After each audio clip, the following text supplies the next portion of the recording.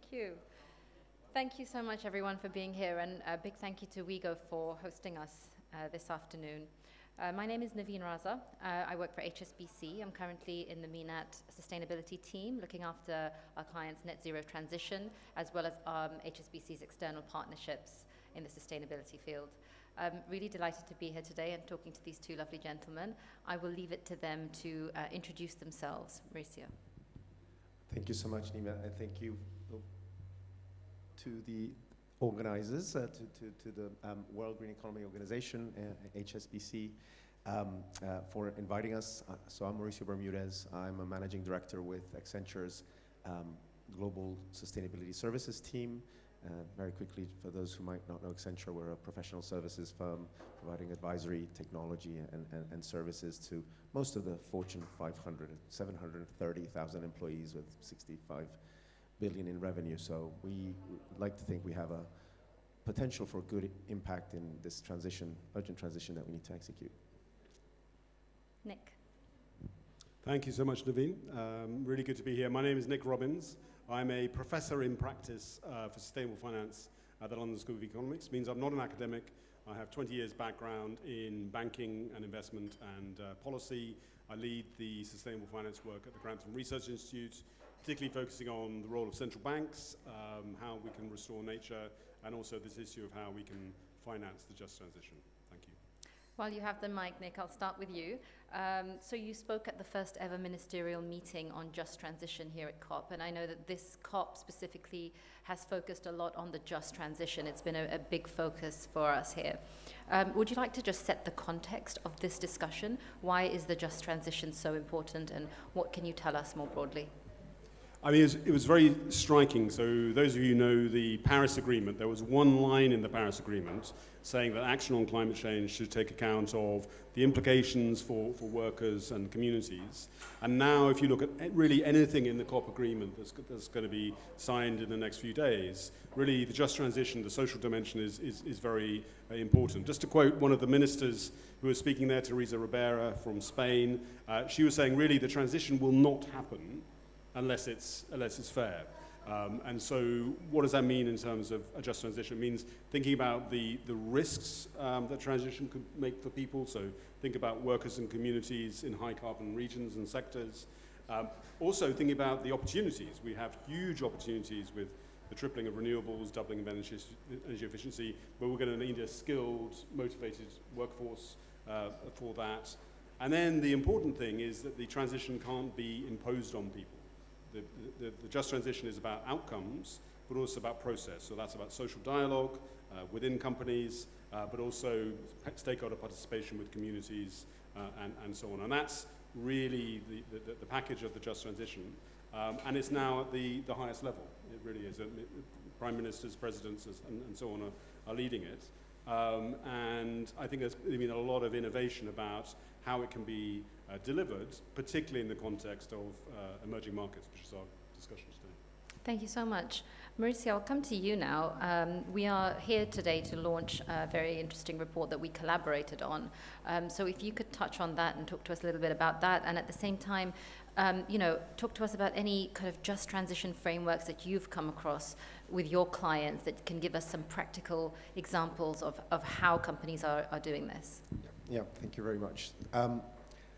So perhaps it's worth beginning that it's great to be having this conversation, to be launching the paper, the research that we've done together with LSE, with HSBC, ourselves, Accenture, and the UNFCCC in this COP that has been billed the most inclusive COP ever. And well, I guess we'll see the outcomes if we have achieved next week our objectives. I wanted to, before going into the frameworks question and the report itself, which is presenting a first framework around just transition, some more detail on that in a second. The ILO, the International Labour Organization, has estimated that 72 million full-time jobs could be lost by 2030 due to things like heat stress, the rise in temperature, and with outsized impact precisely on the global south in agriculture and in other, let's say, more primary industries, which are the mainstay of many of the global south, and with the impact that has on livelihoods and employment and GDP. And then, the cascading types of impacts on human rights and equity and other social dimensions. We also know that the adaptation costs in these global south markets and emerging markets could be in the 300 to 500 billion by 2030 and 2050 respectively. And if we contrast that to the commitments that we're trying to make here at COP around mobilizing climate finance to developing countries, it paints a stark picture of the scale of the task we have at hand, and this scope is very wide, right? I know Nick, we're going to probably discuss here, and I have to say, I'm sitting here with an absolute expert in just transition, and I'm in this space. My area in sustainability is really decarbonization, but of course, the decarbonization, as Nick just said, has to be just, or else it won't happen, especially as we're moving to these systems of distributed energy, from centralized to distributed energy, so forth. So it also matters very much to me, and some of the examples I'll give out precisely in my industry. So let me just say a few words about the white paper. So we're launching today this white paper. It's a result of a study conducted by HSBC Middle East, Accenture, the London School of Economics, the UNFCCC, and the World Green Economy Organization, and it's focused really to look at the barriers, the opportunities, and the solutions to achieve a just transition.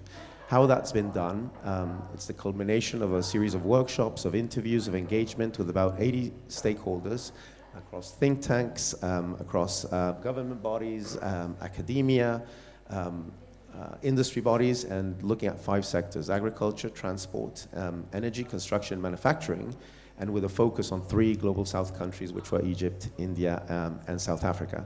So by engaging those different stakeholders, we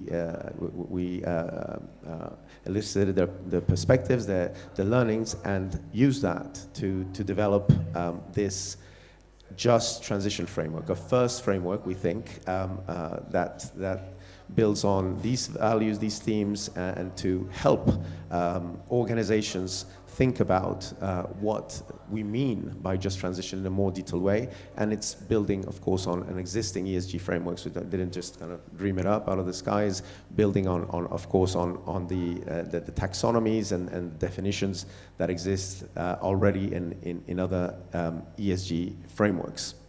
So it really covers 4 areas. Let me just enumerate them to pause there.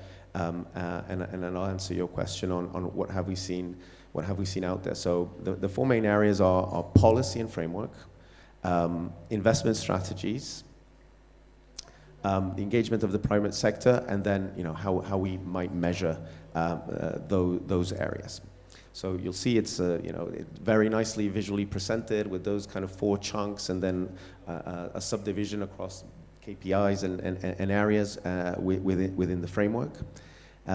So we had a look in what businesses, what other organizations, government agencies had in terms of just transition frameworks. And from the business side, because you asked me, yes, this is already included in many corporate sustainability ESG strategies, who take, of course, the material areas for their for those strategies across the SDGs, and incorporate the SDGs and have some KPIs. But let's say there wasn't a single comprehensive framework. We really didn't see, at least from the business side, one single one. In the utility space, we find a lot of such frameworks. I'm quite familiar with some of the ones we see in Europe, particularly, for example, as utilities are decarbonizing their generation fleets, for instance, moving away from coal, moving away from gas, moving into renewables. There's a lot of jobs that need to be redeployed, people that need to be reskilled, new skills that need to be acquired to execute that transition. So let's say there were bits and bobs here and there, but part of that from the business side, but also from the other side, was what prompted, I think, the need for this comprehensive framework. Thank you so much for sharing. I think, interesting that you talked about specifically the Global South, because this report is focused on Egypt, South Africa, and India, and actually looking at real-world examples. Earlier today, we were having a discussion at the GCC Pavilion and talking about, why are we talking about climate change and, just transition, and how are the two linked?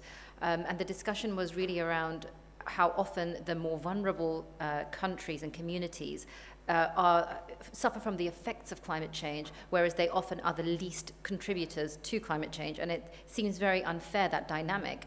Additionally, the economies are not geared up necessarily to have the sort of investment that's required. And then due to various, whether it's political or economic risk factors, it's difficult to then channel private investment into these countries. And that's where things like blended finance come into it, right? So, Nick, if I can ask you, just to elaborate on that point for why the just transition is such a priority for emerging economies, and what support do they need? How can we support them better?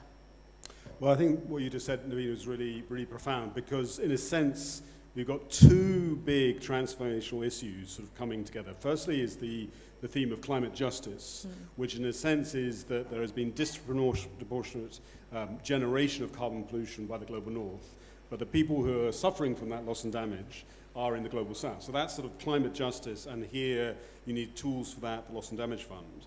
Then just transition is saying, well, as we deal with that, as we try and eliminate loss and damage by bringing carbon pollution to zero, we also need to make sure that the process of transition is just. So I call them the sort of transformational twins. You've got climate justice in terms of the impacts, but then how we solve it is through just transition. For developing countries and emerging economies, I think the reality obviously is there are many core development gains, human development gains, women's empowerment, gender equality, and so on, actually eliminating poverty, education, health, and so on, which have not yet been delivered. So we've got to see the net zero transition as a tool for actually delivering those and actually really addressing underlying issues of inequality and poverty. The second is that many developing countries simply do not have the domestic capital base to make these investments. India, a country I know very well, very sophisticated financial markets, but simply does not have the capital. It needs foreign investment, public and private. And a major part is also the question of the involvement of people. So this process is not seen to be top down. And one of the initiatives I find most inspiring actually comes from India, which is the Self-Employed Women's Association, which is a trade union, but it's a trade union of day laborers, so construction workers, agricultural workers, petty traders, and so on. And they've brought together their just transition strategy, really to deal with these combined aspects of the shocks of heat stress and extreme events, but also the opportunities of renewables. And what was very interesting talking to some of the members of SEWA recently was they're also super entrepreneurial. And I think that's another aspect of the very focused on income generation and prosperity and so on. So one of the things that is very much a discussion here in COP, and you said what do developing countries need? A lot of it can be, frameworks can be generated from themselves, by themselves. South Africa is a great example, profiled in the report. I think probably among the most sophisticated processes for just transition in the world, not just in the global south, but in the world. And very focused on involving the people of South Africa as workers, as communities, and so on. But what South Africa and other countries need is finance. And I think this is the challenge, and maybe we have an opportunity to go into it, that the finance and offer from the industrialized countries is not concessional enough. And potentially in countries which are facing increasing debt constraints could add to their debt burden. So that's one issue, the quality of the capital, the amount of capital. And then I think one of the things is how can you attract private capital investors and banks to invest as well. So I think probably there's not so much in terms of how to do just transition, but the enabling sort of resources, the financing is certainly a big gap and a major issue here at COP. Thank you. Thanks for sharing that. What you said about day laborers particularly, struck a chord with me, because you see that whenever there's a shock, whether it's like a natural disaster or a conflict or a pandemic, which you saw during COVID, it's always that most vulnerable communities that have no cushion that are the first to suffer. And with what's happening now, as we get towards that tipping point of 1.5 degrees, we see that we're likely to increase that climate-related disasters, and that's where these are the vulnerable communities that need the most support. So I'll come back to you, Maurizio, because what you said about the potential of 72 million jobs being lost, due to heat stress, and if there's one thing we know in the Middle East, it's heat. How can we then help to reskill those workers that might be in carbon-intensive industries, to then be able to be assimilated into various other industries, because future skills is something that we need to really focus on. So could you share your thoughts on that, please? Yeah, it's a big challenge. I think we have to recognize that, and and part of the challenge is not only executing on the reskilling, but the mechanisms by which we can finance and support that reskilling. Let me give a few examples, and also drawing from other conversations here at COP. One which fascinated me was that even the white collar workers are going to have to have some kind of blue collar capabilities to, I think there was a quote just on the amount of roofs or insulation we're going to have to do everywhere we simply don't have enough people. We're going to just make, for example, houses in certain parts of the world and deliver the energy efficiency that is required. So, the staggering figures we hear in these conversations.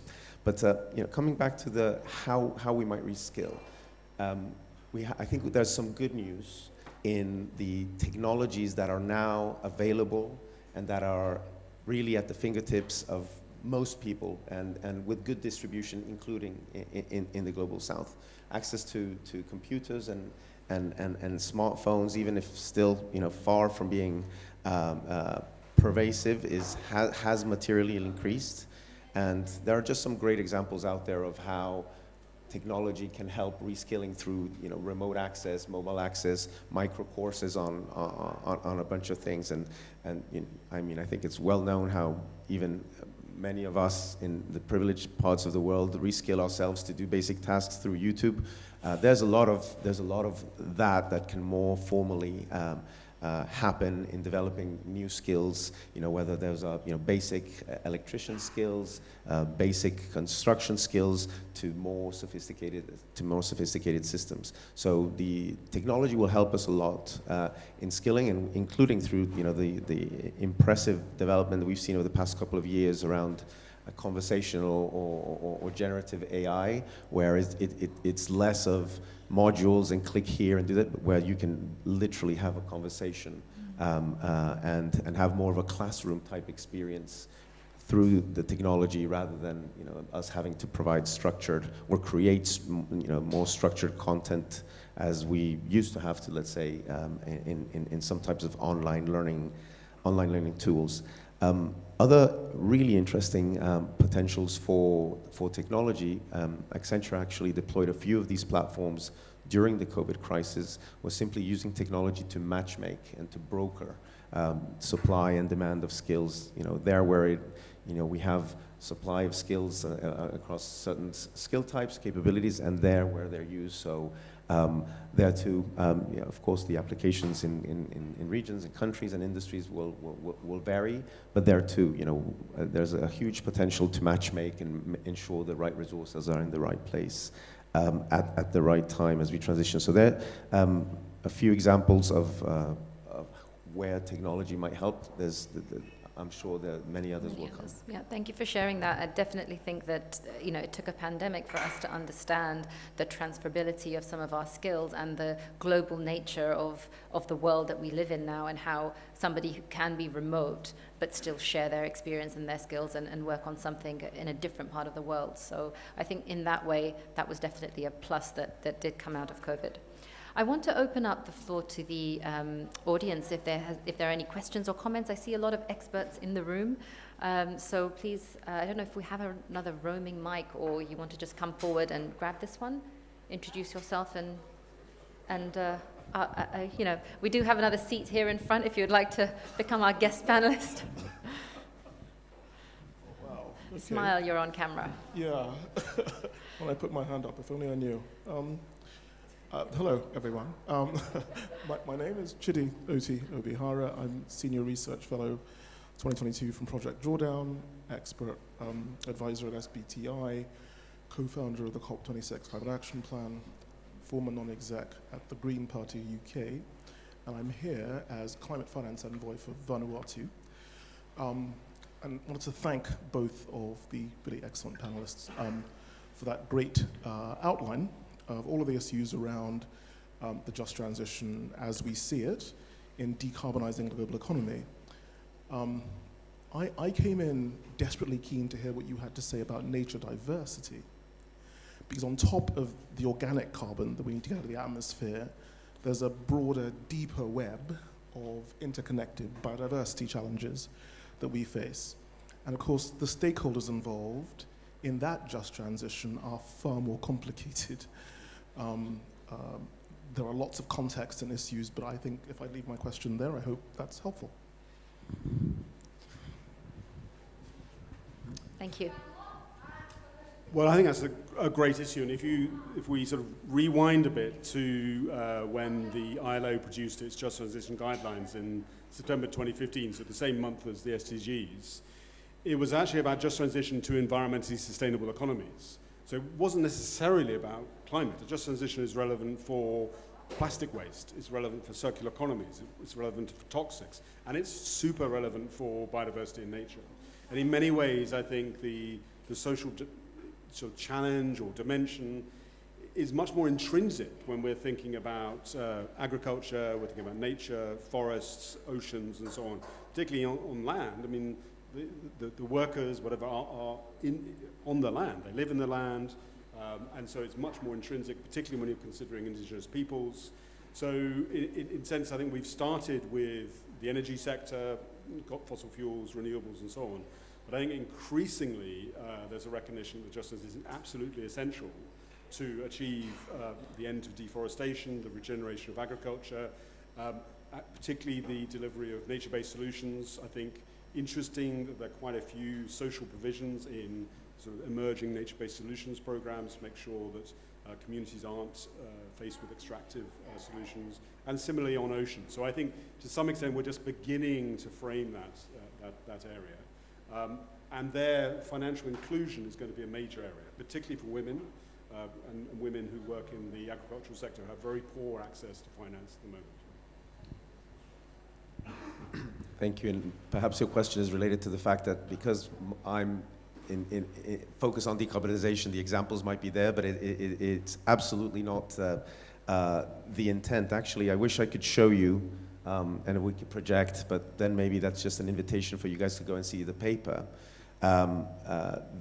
Across the different areas that it covers, for instance, in local economy growth, it's looking at social infrastructure, at land, at water, at energy, at ocean, health, nutrition. So we absolutely need to cover all the dimensions. The framework covers what we feel, what we thought collectively were the right dimensions under the just transition, because they're all interlinked and cascade with the cascading effects and so forth. So absolutely, your question is spot on.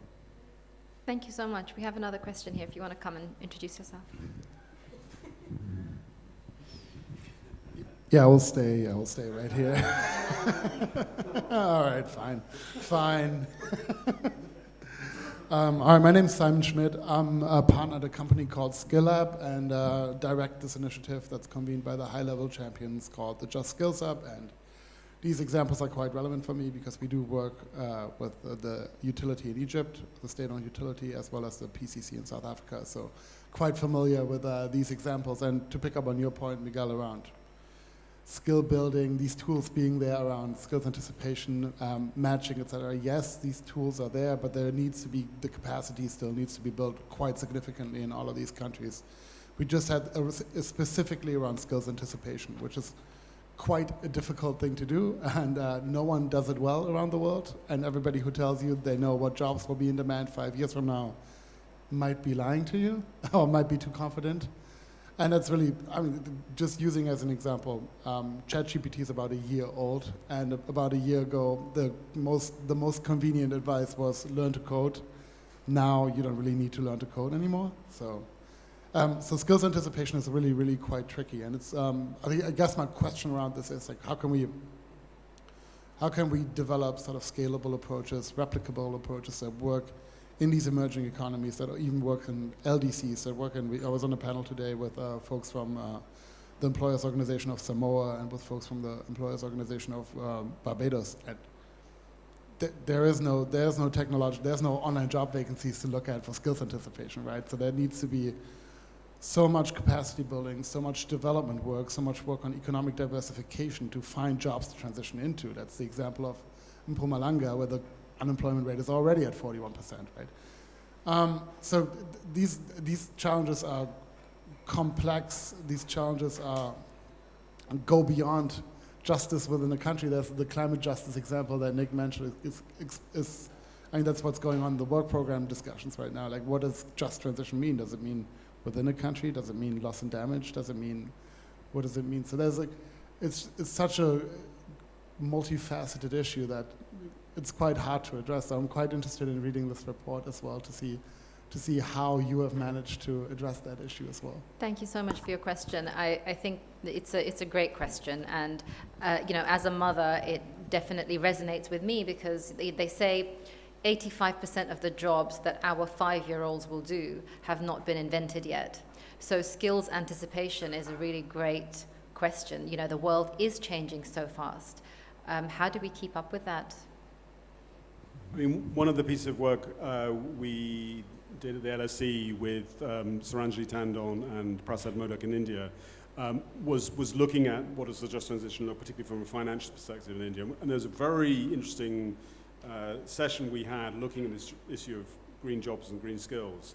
And the thing that the experts in the field were telling us was there was quite a disjunction, a sort of sequencing problem, maybe this is what you were referring to, whereby there were efforts to build green skills, but there's sort of actually the connections between that and green jobs are often weak. And so actually you would build up sort of skilled people who would then become frustrated and their skills would waste because actually you hadn't had that sort of proper sequencing to ensure that all these things were in place. So I think that probably is a sign maybe things are relatively early in the evolution, but I think thinking these things through very, very carefully, and obviously connecting the private sector, who will do some form of skilling, the public sector, and then actually finding ways whereby workers themselves have incentives and actually have, again, the financing to invest in their own skills. In my country, the UK, not in the emerging economy, but just an example, we have an oil and gas region in the North Sea. The North Sea also happens to have huge offshore wind resources, so that's a nice coincidence. But actually, the government and the workforce and so on have been struggling for 5 years to get an integrated skills passport from oil and gas to wind. 5 years? Really? I mean, this is terrible. I mean, and you get a lot of people who are frustrated once people want to move from fossil fuels, but the bureaucracy is just such that people are still in their old ways and so on. So I think there are quite a few issues which we're going to need to work through, and that's going to require a lot of leadership, I think. Thank you, Nick. Mauricio, you want to comment? Yeah, I agree. It's a great question and a really, really important one. I had two thoughts, and not to. I agree with Nick's comments there, so I just build on it.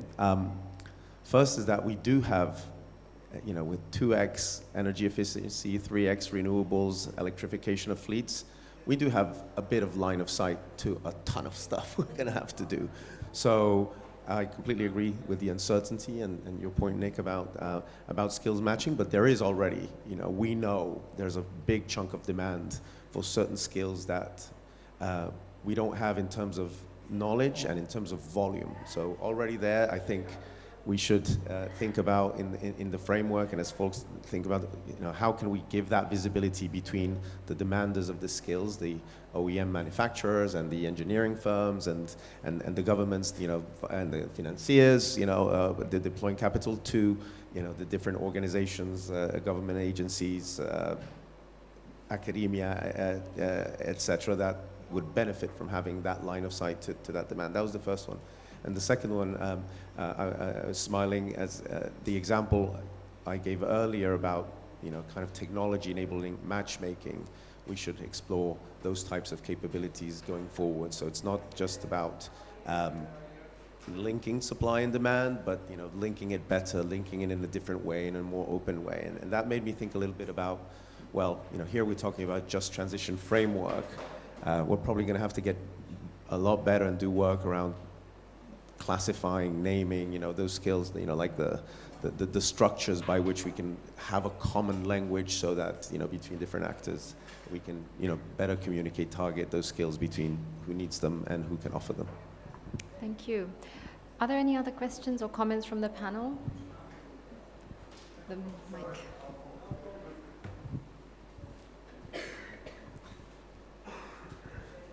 Thank you for this insightful discussion. I'm Sharmin Sharamim. I'm studying geoinformatics at University of Würzburg. So my question is, there is innovative climate solutions, like green solutions we can see nowadays, but still it's not mainstreamed. I would say it's discrete.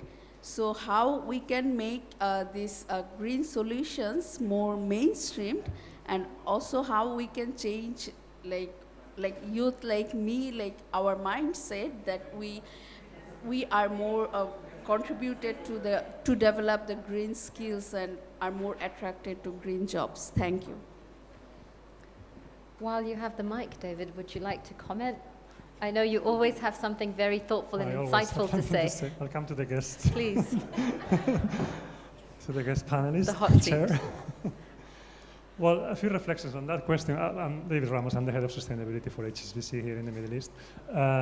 On that question, I think there's no other option than the youth educating themselves in those green skills, because the way we're moving fast, and I don't think we will need to talk about green skills in, let's say, 15, 20 years. It will be just what we need to learn, and it will come naturally. It will be just skills, the skills that you need. There is a huge element of soft skills and transferable skills that I think the education system today is trying to catch up with. I don't think most of the education curriculum are really delivering on it yet, but I feel some are, and it's more of it coming. So I think those transferable skills that really, no matter what you study, no matter what you do, you just have the skills to adapt and change the type of work that you're doing is kind of the future. On the question on nature, I was thinking as well when you were talking, we obviously, at HSBC, one of the main things that we are doing is helping our clients transition to a low carbon economy, and that's because we need to transition our own portfolios. We have a net zero target by 2050 across the finance emissions portfolio, and 2030 by our own operations. So we need to make sure that our clients are transitioning so we can transition our operations as such. A big part of it is nature, obviously. I don't think it's being at the forefront of the conversation so far. Obviously, climate, CO2 emissions, basically, it's being at the top of the priorities because it's the most urgent topic that we need to address. But more and more, I see that all the industries and financial institutions as well are realizing that you cannot achieve a net zero target without halting biodiversity loss. So I think the nature conversation is evolving very fast as well, and it's coming at the forefront of that. And on that, both the transition to low carbon economy and the nature piece coming on the conversations, the just transition element is key, because at the end, what we are thinking already internally as well is, okay, we are helping all of that transition, but how are we going to actually make sure that that transition is just and equitable, that we are not really making something worse by trying to fix something. So I can say that is part of all the conversations at the highest level in the organization. We are probably not publicly yet, but we are talking about it internally, and we are seeing how we can address the impact of our activities and how we can incorporate those. And this framework that comes in here is a very good example of how are we supporting. We have our own framework internally as well in HSBC to look at that, but we need to see how we incorporate it. I think that's... Thank you, David. Thank you so much. I agree with what you were saying, and I was having a conversation with someone earlier today, and he said that those of us that work in sustainability are working to make ourselves redundant because, we want eventually not to be needed as a separate function in a in an organization, because eventually everything should naturally be green. So thanks for picking up on that point. I will ask a last question to each of my panelists as we are rapidly running out of time. But Nick, I'll start with you to say, why is, what are the key features of a credible just transition in terms of opportunities and risks, and why should banks and investors work on this or care about it? I know LSE was working on financing the just transition as a concept. So why should banks care about this, or the private sector care about this? No, that's a very good question. And I think in our discussions with banks and investors for many years, I think sort of three reasons has come up. One, the just transition is the right thing to do. It's about the application of labor rights, human rights, sustainable development principles to this very disruptive transition, one which is going to be net positive in a huge way. So it's the right thing to do. It's a principled reason. Secondly, it's necessary from a political economy point of view. We need a just transition to create trust with people. People can get rightfully scared when they see big things coming their way. They're not being protected and so on, so it's necessary. And so a just transition is actually, for investors, it's a risk-reducing strategy. Because if we don't get the transition, then all the catastrophic loss and damage is going to crystallize not just in our portfolios, but our communities. And the third, I think, it's a very smart thing to do.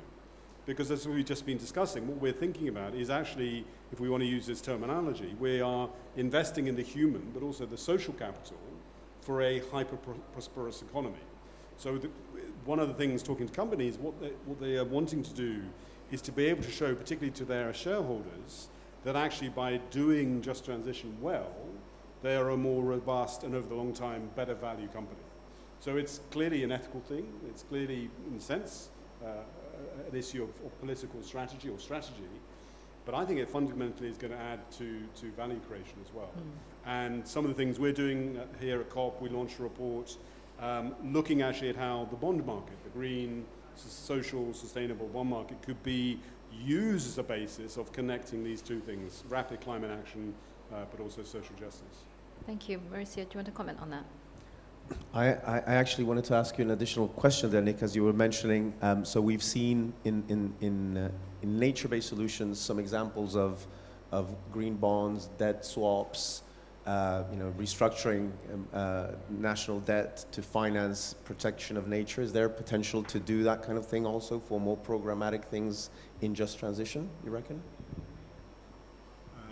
Absolutely. I mean, I get very excited about bonds, but they are debt instruments, and we need to realize at a time of high interest rates that and many developing emerging economies are quite indebted. So, but yes, and particularly, I think if you're looking at sovereign bonds, municipal bonds, bonds from development banks, these are the sort of issuers who have that sort of public purpose to connect rapid action on climate and nature, but make sure that the social provision, the social protection, the skills investment is there. So I think absolutely.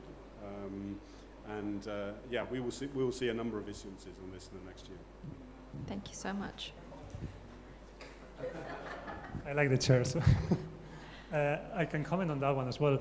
We are actually trying to use financial mechanisms to accelerate green skills across the region, and that could be transferred to just transition overall, and we are doing that through a result-based outcome fund that we're trying to put together. So we did a research with Albert last year, and there were 4 sectors that they're going to be kind of at the core of the transition that need to migrate and get those green skills.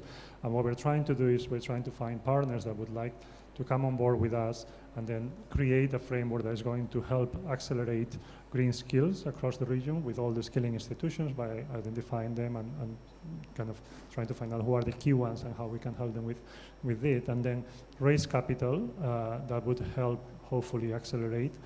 Potentially would be more impact investors that would be involved on that one that have an interest in education.